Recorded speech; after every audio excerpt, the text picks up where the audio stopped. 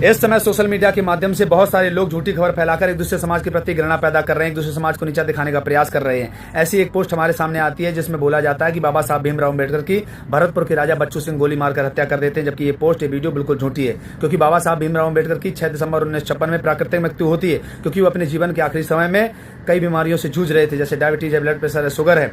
और मृत्यु के ठीक 3 हफ्ते पहले बाबा साहब पूरे भारत का भ्रमण करते हैं, काठमांडू, गया, पटना होते हुए कई राज्यों से जब घर वापस आते हैं 5 दिसंबर को, बहुत थक जाते हैं। उनकी दूसरी पत्नी सरिता अपनी जीवनी में लिखती हैं कि बाबा साहब अपनी रोज की दिनचर्या के हिसाब से शाम को भोजन करते हैं, इसके बाद पुस्तक लिखते पढ़ते हैं। 11:30 बजे वो अपने कक्ष की ओर जाते हैं, इसके बाद वो वहाँ विश्राम करते हैं। जब हम सुबह वहाँ पर 6:30 बजे जाते हैं तो देखते हैं कि बाबा साहब अपने शरीर को छोड़ चुके होते हैं। ये खबर बहुत तेजी से लोगों के बीच फैल गई, तो लाखों लोग 7:30 बजे तक वहाँ पर पहुँच भी गए।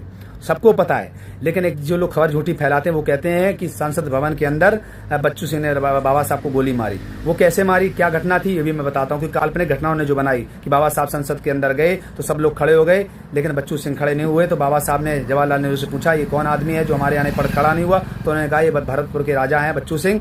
तो उन्होंने कहा, देखो रस्सी जल गई, अकड़ नहीं गई। तो बच्चू सिंह गुस्साए, वहां पर गोली मार दी। जबकि कोई भी संसद के अंदर सांसद हो या कोई भी हो, घर नहीं लेकर जा सकता है, लेकिन ये झूठी खबर फैलाई गई। और फिर मैं आपको बता दूं कि बच्चू सिंह पहली बार सांसद 1952 में बने और बाबा साहब की मृत्यु 1956 में हुई। तो ऐसी झूठी खबर फैलाने वालों के लिए मैं एक बात कहना चाहता हूं कि जो झूठी खबर फैलाते हैं वो कहीं ना कहीं हमारे समाज में आपस में एक दूसरे के प्रति जहर घोल रहे हैं, एक दूसरे समाज को लड़ाने का काम कर रहे हैं। तो इनके लिए कठोर से कठोर कार्रवाई होनी चाहिए। इसलिए वीडियो को ज्यादा से ज्यादा शेयर करो, ये सरकार तक जानी चाहिए, क्योंकि ऐसी पोस्टें एक दूसरे के प्रति जो प्रेम है वो कमजोर कर रही है। तो हम आप लोगों से निवेदन करेंगे, हाथ जोड़कर विनती करेंगे, बाबा साहब ने हर समाज के उत्थान के लिए और देखो जो गरीब है उनको पढ़ाने के लिए, उनको शिक्षा दिलाने के लिए पूरे जीवन संघर्ष किया, और जो आजाद भारत का निर्माण के लिए संविधान लिखा वो कई लोगों के लिए प्रेरणा स्रोत बना। हम आप लोगों से हाथ जोड़कर निवेदन करते हैं कि बाबा साहब के सम्मान के लिए और सभी महान पुरुषों के सम्मान के लिए हमको इस वीडियो को शेयर करके भारत सरकार तक पहुंचानी चाहिए। और भारत सरकार को ये जानना चाहिए कि ये जो पोस्टें डल रही हैं समाज के लिए घातक हैं,